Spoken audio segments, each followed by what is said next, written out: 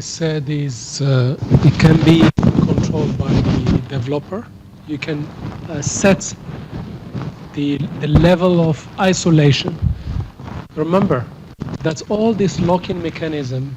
Don't forget, the key goal is we try to isolate transactions from interfering from each other, interfering with each other. That's the ultimate goal of the lock-in mechanisms, is to allow you that these transactions will not interfere with each other. Although they are reading and writing concurrently, we don't want them to interfere, because if they interfere, we'll end up with anomalies, dirty reads or lost updates and so on.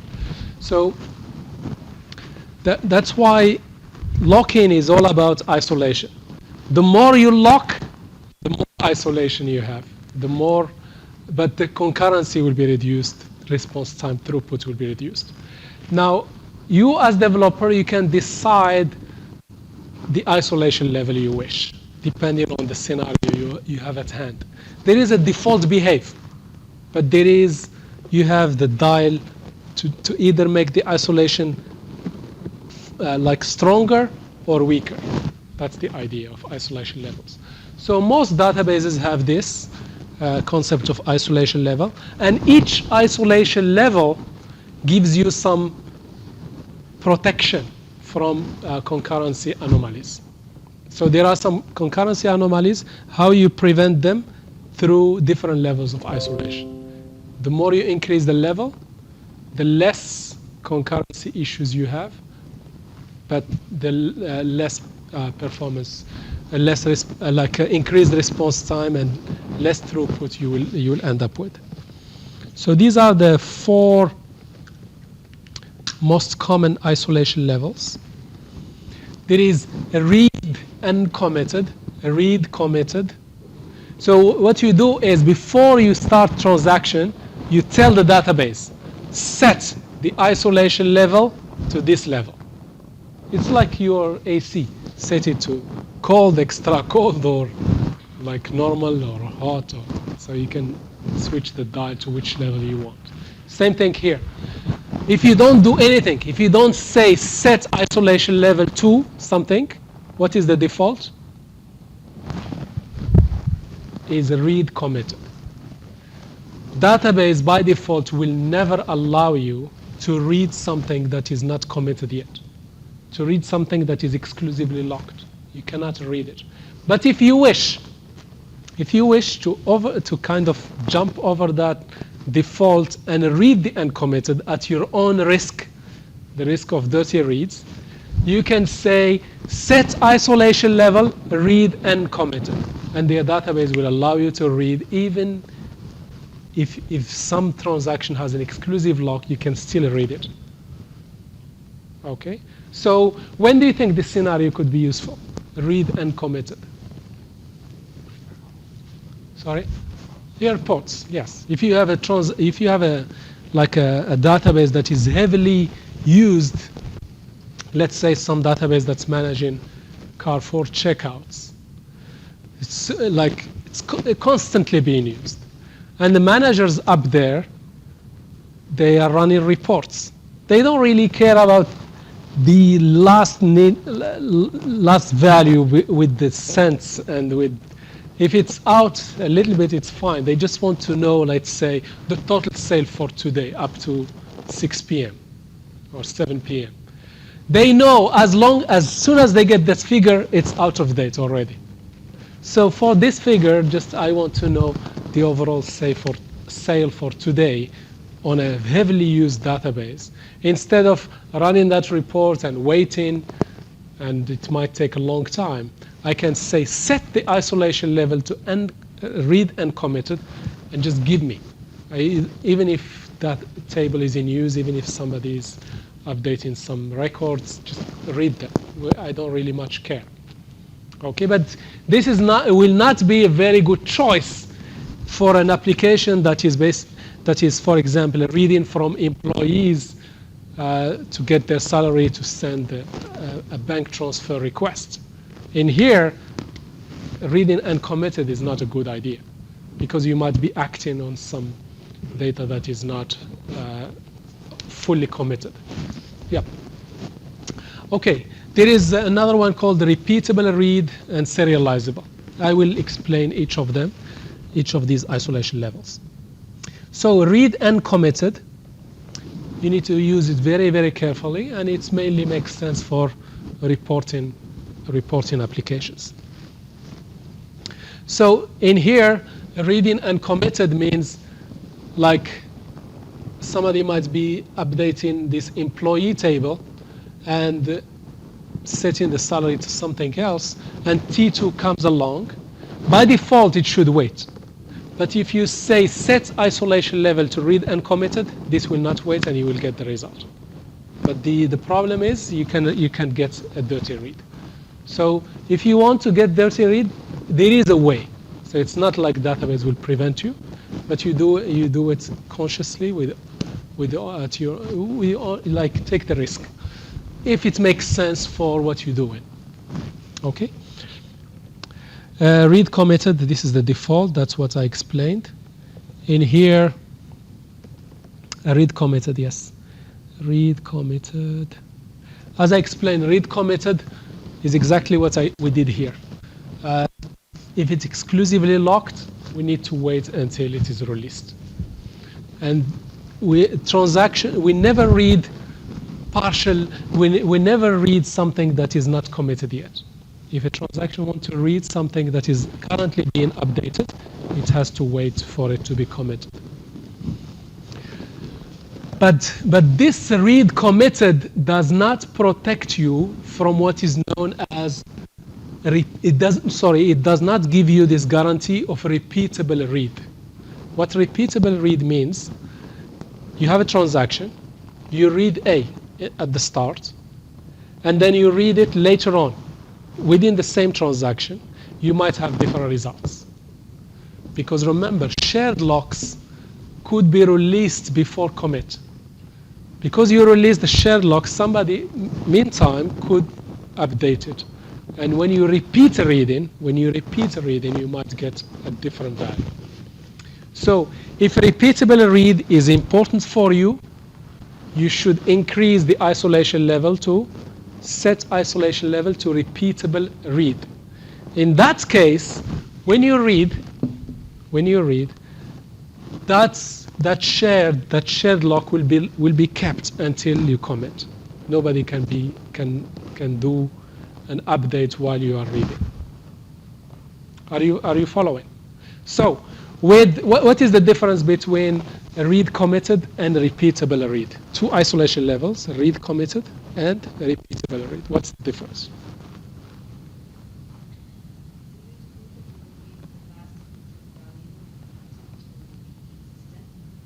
Yes, and concurrent transactions cannot read data items that are currently being updated. They have to wait. Yes.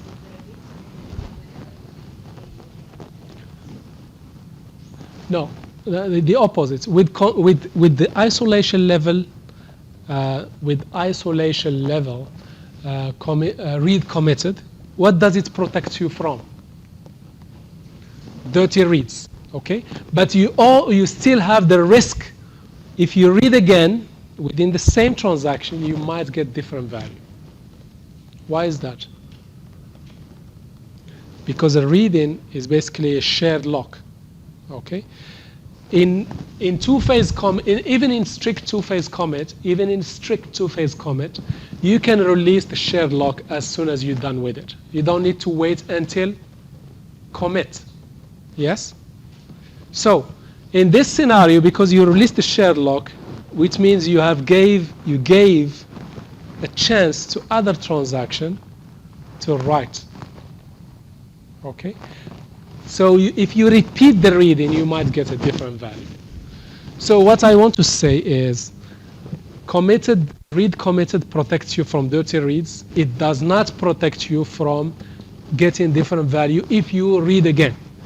Okay?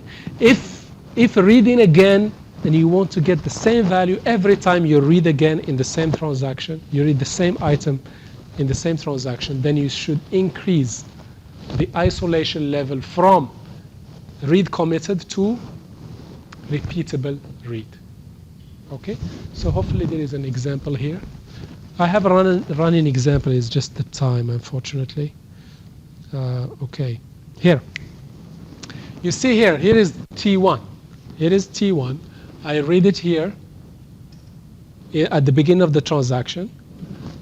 And then T2 came along, because here I read, here I get shared lock, I read, and I release the lock.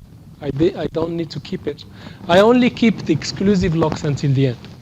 So this gave the chance to another transaction to go ahead and do an update. Okay?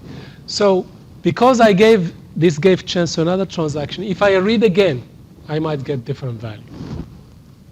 So if this scenario is important for me, that this query and this query give me exact same result, if this is important for me, then I must increase the isolation level to isolation level, set isolation level, repeatable read. What repeatable read will mean? This query and this query will give you exactly the same results. Which means how this is achieved? By not releasing the shared locks until the end of the transaction. Yes? So if you release the shared lock as soon as you are done with it within the transaction, not at the end, your concurrency, of course, is increased. Others can grab that item and update it. Okay? But you have the risk of non-repeatable read. If you repeat the reading, you might get different value. Okay? But depend on you. In most cases, this repeatable read is not very common. You don't read and then update, then read. But if it is important for you to read the same value again and again, then set the isolation level higher. And that means you are asking the concurrency manager to keep the shared lock until the end of the transaction. So you are controlling the inner working of the concurrency control manager using this isolation levels. You decide what is the level of isolation you want to keep between the transactions. Okay. So with repeatable reads, you can repeat the read in the same query and you get exactly the same results, because you are basically keeping the shared lock that you acquired in the beginning. So you are not giving chance to other transactions to interfere and change the value that you read. If you read it again, you are not giving them the chance. So if you read it again, you will get the same value. Okay? Now, this isolation level does not protect you from another anomaly called phantom read. What happens is, let's say you are doing a range query. Let's say give me students where GPA is greater than 3, for example. Okay? At the beginning of the transaction you read, you get 100 students. Now, some other transaction could insert a new student. A new student, let's say transfer student, came from another university and they have GPA 4. Okay? If you repeat that query in the same transaction, instead of getting 100 students, you will get 101 student, because this new one came along in the results. So repeatable reads does not protect you from new inserts. New inserts, we call them phantom reads. Now, if this is important for you, that you are protected also from the phantom reads, what do you need to do? Put the isolation level even higher. That's the highest isolation, called serializable. Serializable means no other transaction can insert or update what you are working with, as if your transaction has the full exclusive access to those items that you are reading or writing. Of course, you will have no anomaly, but concurrency will be reduced to almost serializable. Not to almost, to serializable, basically, for the items you are locking. You get the idea? So you are not only locking what you are, the range that satisfy your query, you are locking the whole table. You are not allowing inserts. So if you repeat the read, you don't get a surprise, a new item shows up. Okay? So that is the idea. So you need to be familiar with this. These can be also interview questions for database people, especially database developers. So here is the summary. Here is the summary. Here are the isolation levels possible.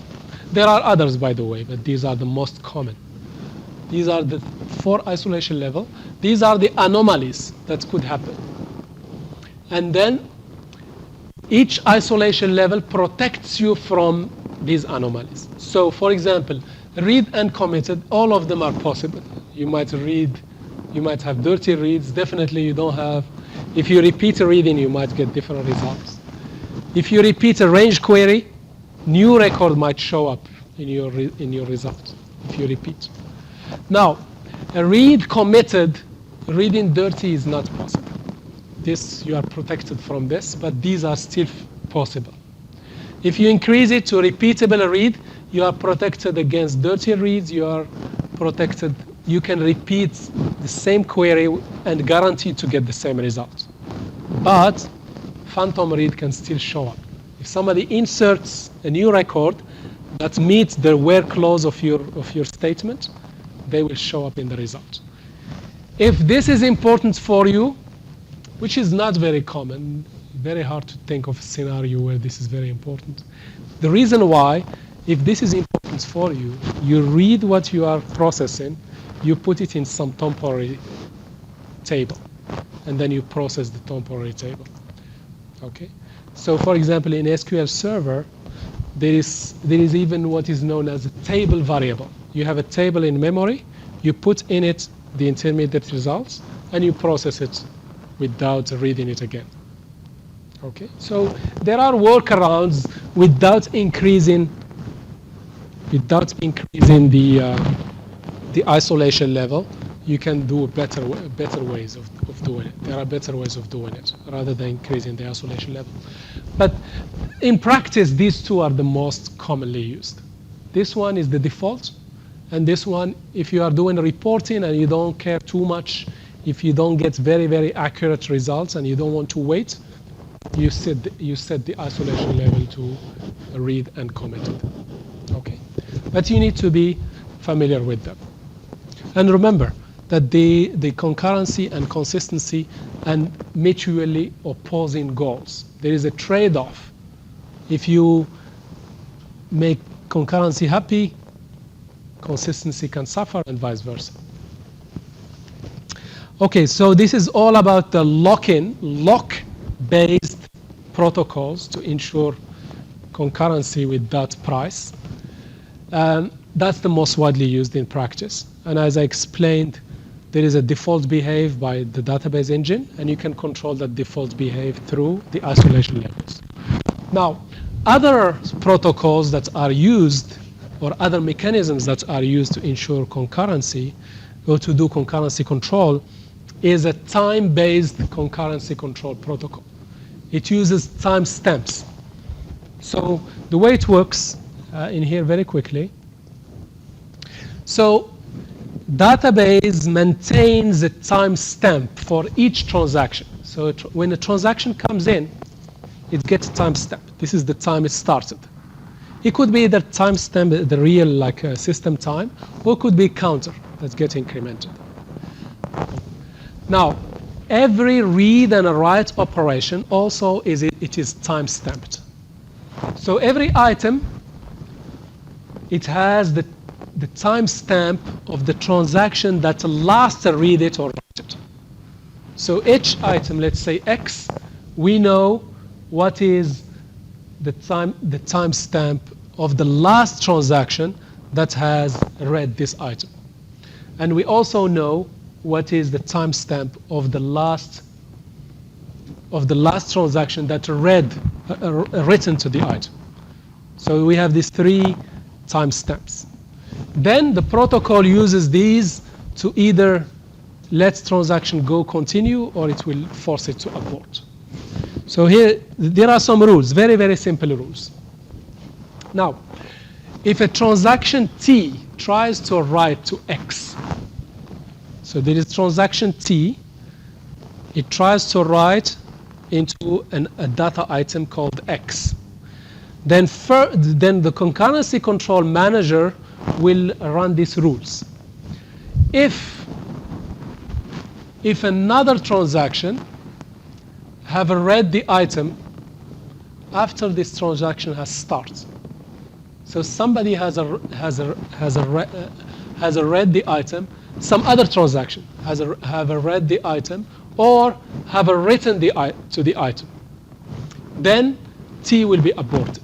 Which means basically, if you're trying to write something that somebody else has written after you, means if you write, you will produce a lost update.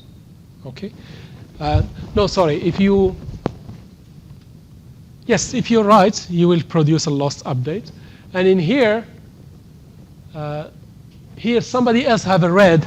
If you write to this item, you might make for them a dirty read.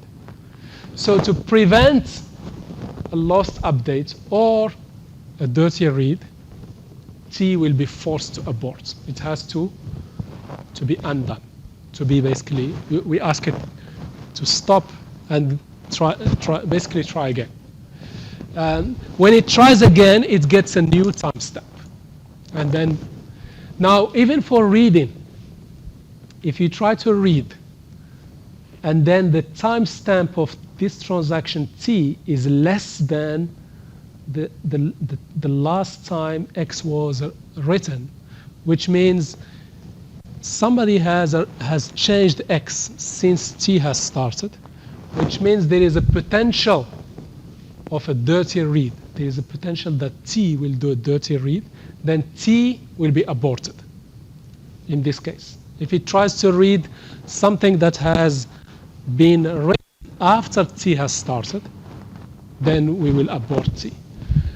The other scenario, if T is trying to read X, okay, but in here what we have is our transaction timestamp is greater than the right timestamp of X. Then we allow reading X. So in here, look, somebody else has written to X after T started, then T will abort. Okay. Now, if no one has written to X since T started, then we allow the reading to take place, and then we say, by the way, the last transaction that read X is the timestamp of T. So basically, we update the last read time of X. Okay. Of course, we only do this if the start time of transaction T is greater than the read time of item X. So all you need to capture from here, every transaction coming in, it gets timestamped. Every data item, we keep track of the last time it was read or updated, and then the concurrency control manager will use these simple rules. If they are violated, the transaction that violate these rules will be aborted. So it's time-based. There is no lock-in, nothing. So this, basically this protocol ensures that there is no deadlock. There's no deadlock here. But it has the problem of starvation. Starvation means if a transaction basically violates one of the rules, it will be aborted and rescheduled to start again. It might fail multiple times the rule, and it keeps on going through abort and then try again, abort and try again. It might run into the problem called starvation. It also suffers from this problem of cascading cascading rollbacks. So if transaction T aborts, and there are other transactions that read the items that T has changed, we need to also abort them. So this aborting a transaction could escalate to other transactions. This is called cascading rollbacks. Anyway, just be familiar with it. I didn't want to emphasize too much on it. This is more to be aware of it. But the lock-in is more important to really understand it more, because that's what is really used in practice. Okay. Optimistic concurrency control, all what we've seen, lock-based or timestamp-based, timestamp ordering protocols, both of them are pessimistic, which means they try to prevent issues before they happen. While the transaction is running, they do some mechanisms. Either they are locking or checking timestamps.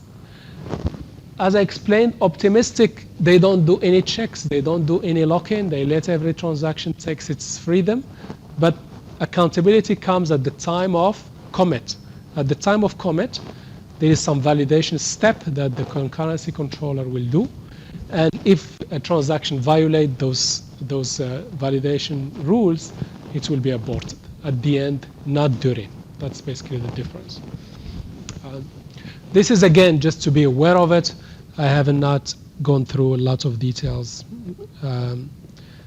That's all you need to know about it. So there is a working stage, there is a validation stage, and there is a writing stage. Now, in here, one more thing to emphasize. In here, transactions are doing the changes in kind of a scrapbook. So if it's committed, if it has the chance, if the transaction has the chance to commit it, the scrapbook values will become the permanent ones. If it is aborted, we throw away those kind of temporary changes. We throw them away, and the data remains unchanged. Okay. This is basically the summary of what we just discussed. So the whole idea as a database, it sees the outside world as a set of incoming transactions. Each transaction tries to do some operations, read and write operations. That's basically what database is all about. Receiving transactions, requesting read and write operations. Now, database, it needs to guarantee those properties: atomicity, consistency, isolation, and durability. And it uses two major components to help it achieve these properties: the transactions manager and the concurrency control manager. And each of them uses some mechanisms that we have discussed in this session. Now, what is left to really understand the whole picture is this part, the durability part. So durability is basically the subject of the last. I'll be preparing some video on it. I don't think we'll have a chance to fully cover it. Okay.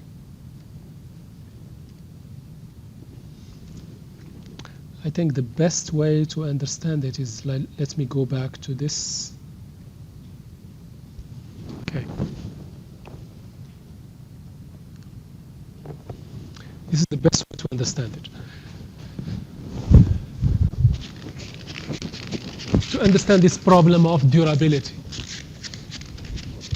or this property of durability, and how it is achieved. So if you remember in week 2 or so, you remember that the disk is the major bottleneck, or read and write from disk is the major bottleneck that is responsible of the query performance, that impacts the query performance. In fact, the query performance is measured in terms of number of blocks the query needs to read and write. We have seen this. And we've seen that database tries its best through multiple mechanisms to improve performance and overcome this bottleneck of disk. So one of the mechanisms, if you remember, is the buffer. So database has a buffer manager, and basically whenever a query needs to read and write, the blocks are first, we read them from disk, we put them into the buffer, and then they get changed in the buffer.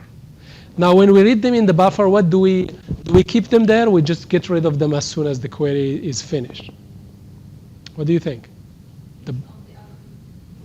Sorry?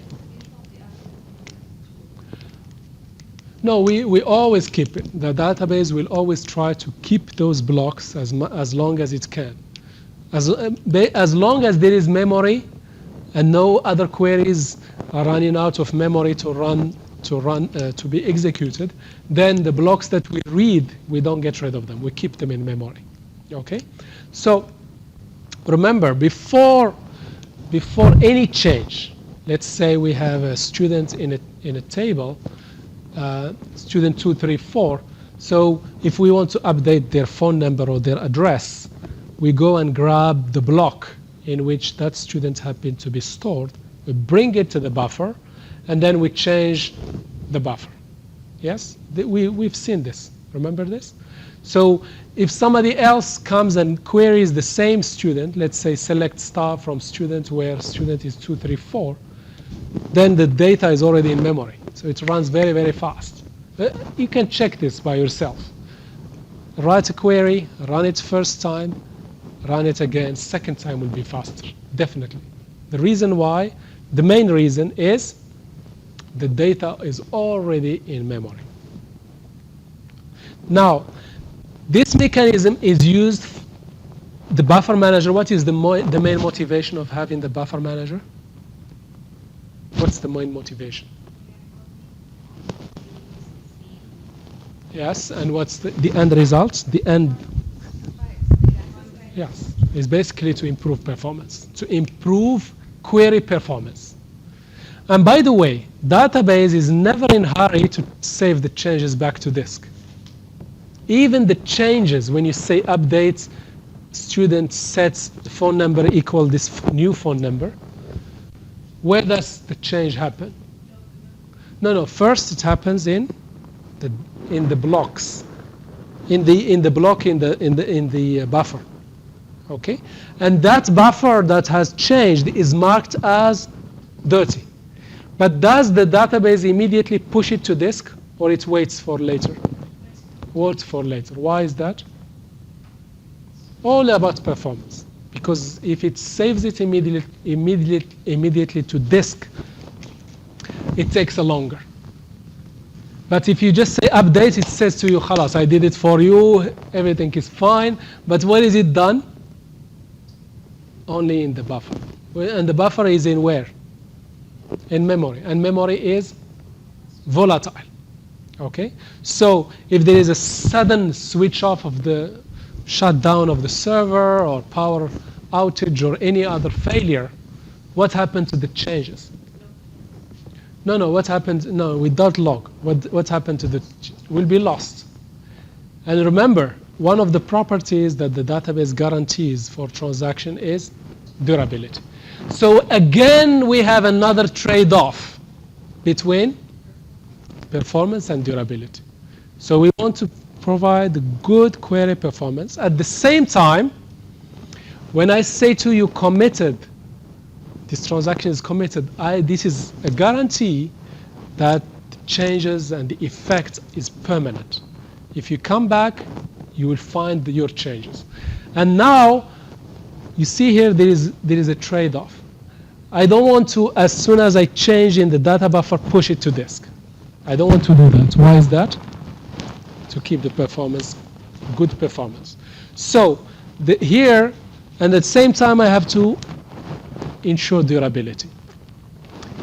So what is the solution to kind of have a balance between these two goals, conflicting goals? Is to use a log file, is to use a mechanism called login. So the login is basically, here it is. So let me just open Word.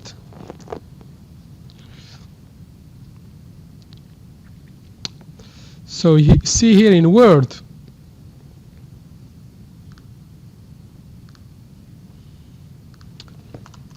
So as I type, look at this.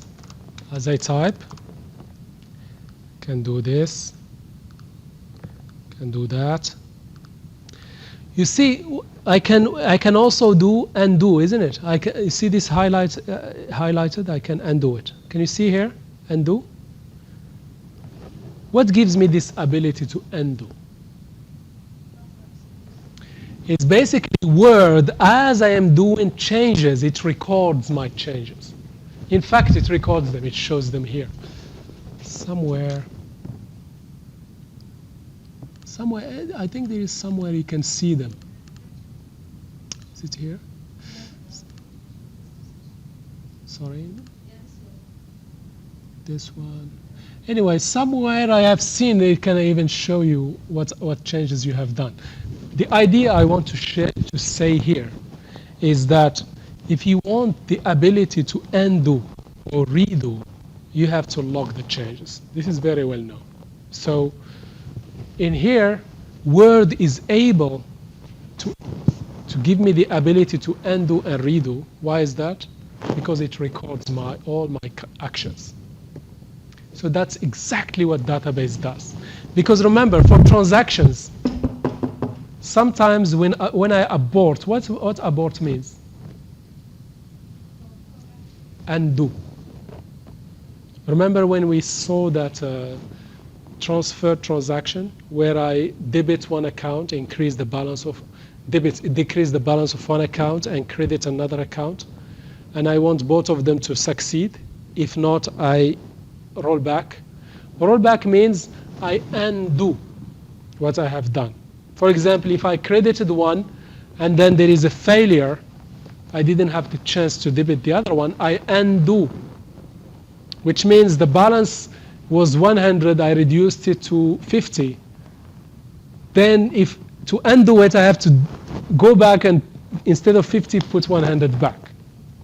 So for me to be able to do this undo, what should the database do?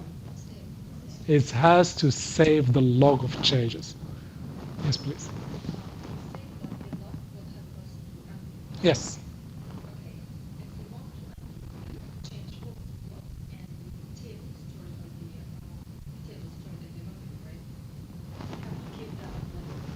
No, I'll come back. I'll come to that. You will see shortly how it is really working. But now it's just as a concept. As a concept, are you convinced we need some kind of login of changes as they happen in the database? For two reasons. One is to give the ability to undo because of atomicity. To achieve atomicity, you need to be able to undo partial updates. So for you to be able to undo, you have to record what you have done. Yes? Otherwise, you cannot undo it if you don't record it. Now, the other thing is to achieve durability, at the same time preserve the good performance. So I want to preserve good performance and at the same time guarantee durability. So what I will do when some transaction changes some record, I only do it in the buffer, which is in memory. But I record the changes. Let's say you updated the student phone number from 556677 to 223344. What I do is I go to that data block, I change it in memory. I don't take that whole data block and save it to disk yet. No, keep it just in memory. But in the log, I'll record the fact that table student 234, their phone number has changed. The old value is 556677, and their new phone number is 223344. Now, of course, the log file is shared across all transactions. So all transactions, they write to the same log file, or to this log file also has a in-memory block, or they are written first in the buffer and then pushed to disk. So what I mean is, let me give you another example. Sorry, let me give you another example to illustrate the value of log. Let's say I want to change, let's say, the salaries of all employees. Let's say 10,000 employees increase their salaries by 5%. So this 10,000 employees could be stored in 100 blocks. So I'll have to bring all the 100 blocks to memory and then go through each record and change the salary times 1.05. Now, this employee table is stored in 100 blocks, but the changes could be stored in one block, because the change is basically, I'm saying, employee 123, the salary before was 100, salary now is 105. Salary for employee 234. So all the changes could be written in one block. And then what I do, I take the log and push the log to the disk. So I push the log to the disk, and the dirty data blocks or dirty data buffers are still in memory. I did not push them to disk. Why I did not push them to disk? To avoid this 100. To avoid this 100 writes to the database, to the file system. I only had to do one block. I only saved one block. So I was able to give this update a very, very fast performance. At the same time, if suddenly the server shuts down, just shuts down like this suddenly. So when I restart, what the database will do, it will basically go through the log and replay the log to bring the database back to the state it was before the crash or before the restart. So those of you who have some experience, like in a real environment, when there is a crash in database or restart, it takes longer for a database server to restart. And the reason why is because it has to replay the log of the transactions that were done only in memory, and those affected data blocks in the buffer were not pushed to disk. So basically, the database will only push them to disk when it needs these memory blocks. As long as there is memory, it's not in a hurry to push them to disk. It will keep them in memory as much as possible to avoid writing immediately, or maybe when there is less load or upon need, it will push them. But just by using the log and saving the log, of course, before I declare the transaction as committed, I have to save the log, because that will give me the durability. So using the log, I was able to have a nice balance between performance. In this scenario I gave you, I avoided the writing 100 blocks. But I still guarantee you durability by putting all your changes in one block and saving just that block. So if anything happens, I will be able to basically replay the log. Now, if you change your mind, this is transaction, you changed, and then say, oh, this increase will cost us so much, we cannot afford it at this time. I can do a rollback. In the transaction, I say rollback. How the rollback is done? Using the log. What the log will do, say, okay, these are the old values, take the old values and put them back. That's how it is done. So the log, it helps the database to achieve atomicity by enabling the ability to undo. It also allows the database to achieve durability by giving the database the ability to replay the log in case of a crash. Yes, please.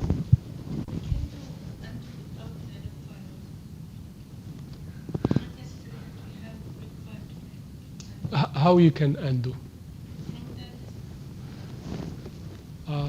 From the disk. We can undo from the disk.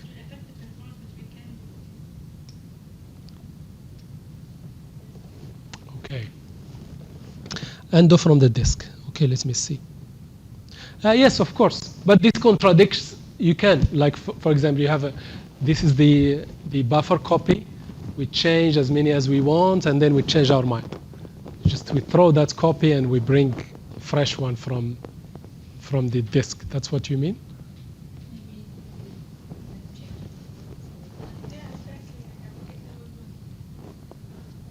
Yeah, but there are two kind of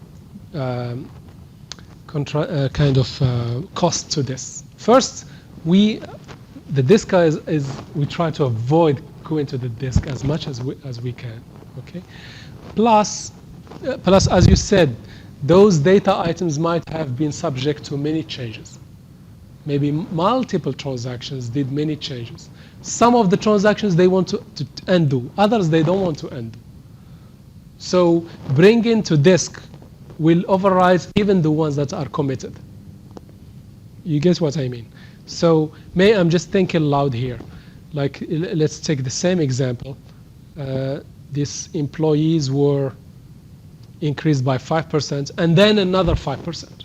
So the first 5% is committed and final. So, and the next 5%, we want to undo it. So just reading the data that was in disk will not help us in this scenario, because the data in disk was before even applying the first 5% increase. So maintaining a log is basically the optimal way to give you that granularity, better control of the undo. What do you want to undo? Just the actions of transaction T1 or T2, or what type of undo you want to, without going to the disk.